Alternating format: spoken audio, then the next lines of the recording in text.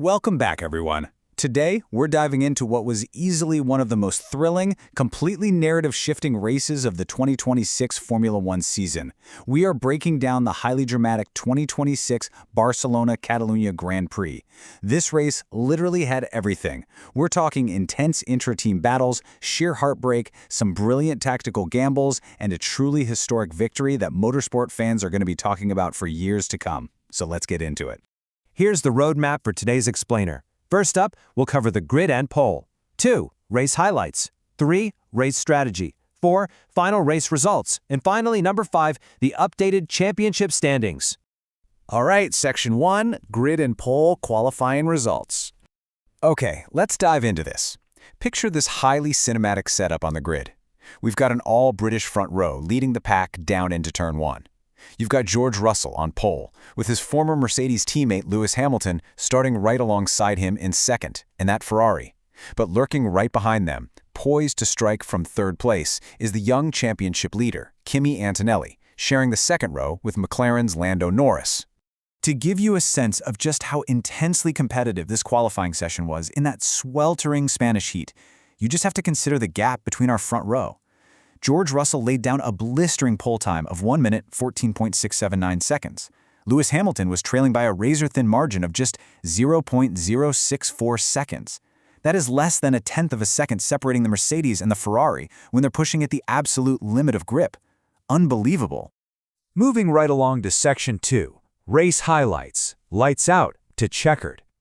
The launch off the line was intense. Right on lap 1, Russell got fantastic traction, beautifully blocking a hard-charging Hamilton into Turn 1 to hold the lead. As we moved into the mid-race, a fierce intra-team battle erupted over at Mercedes. Antonelli was putting immense pressure on Russell, which honestly ended up costing both cars valuable lap time. The tension peaked on lap 61 when Antonelli finally managed to pass Russell for P2. But then, pure heartbreak. Literally just 1 lap later, on lap 62, the Italian teenager's car suffered a sudden mechanical failure.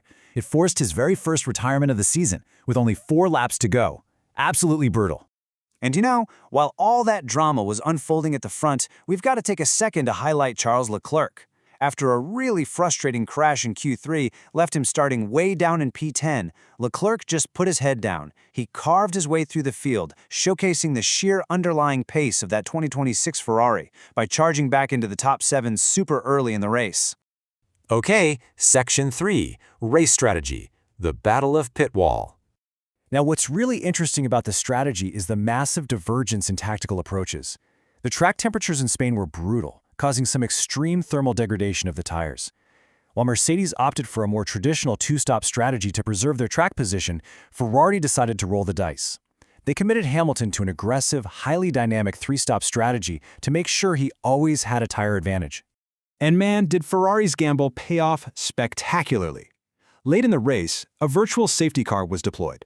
Hamilton capitalized on it instantly, diving into the pits for his final stop under the VSC. He minimized his time loss and miraculously rejoined the track still in the lead of the race. It was just a masterstroke of race management. Over at Mercedes, though, the mood was incredibly tense. Team principal Toto Wolff did not hide his frustration at all regarding both Antonelli's mechanical DNF and the time lost when his drivers were battling each other. He pointed out that they simply can't compete for a title if a car is losing heavy points every second race due to reliability issues. He also added that the intra-team fighting cost them crucial seconds to Hamilton, and quote, "Maybe it cost us the win today." On the complete opposite end of the emotional spectrum, Ferrari team boss Fred Vasseur remained remarkably grounded. Despite securing a massive win, Vasseur urged his team to stay calm. He stated, "Nothing changed today compared to last week," emphasizing that they'll head to the next race in Austria with the exact same meticulous approach. He's explicitly refusing to get carried away projecting a championship challenge just yet. Let's look at Section 4, race results. Final classification. Lewis Hamilton crossed the line to take a completely masterful victory, showcasing phenomenal pace and tire management. He was followed by Mercedes' George Russell in second, who managed to salvage some really big points for the team despite those strategic shortfalls. And rounding out the podium in third was McLaren's Lando Norris, capping off a stellar and super consistent weekend for him. And this brilliantly illustrates just how historically significant this podium actually is. First off, this marks the very first all-British Formula One podium since the 1968 United States Grand Prix. But beyond that, At 41 years old, Lewis Hamilton became the oldest Formula One Grand Prix winner since Jack Brabham all the way back in 1970, and the very first winner over the age of 40 since Nigel Mansell in 1994. To add even more weight to this achievement, consider the number 686. That is the exact number of days it had been since Hamilton's last race victory, which happened back at the 2024 Belgian Grand Prix. It was a seriously long wait, which I'm sure makes this triumph in Spain all the sweeter. That brings his astonishing career total to 106 victories. But make no mistake, while it's win number 106 for the driver, it's his momentous first ever victory wearing the iconic Ferrari red.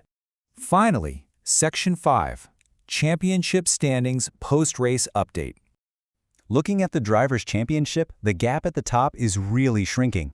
Kimi Antonelli still holds the lead with 156 points, but Lewis Hamilton has vaulted up to 115 points, with George Russell right on his heels at 106 points. So, the crucial point is the number 41. Because of Antonelli's late race mechanical failure and Hamilton taking home maximum points, Antonelli's once comfortable championship lead has been dramatically slashed to just 41 points. The pressure is officially on.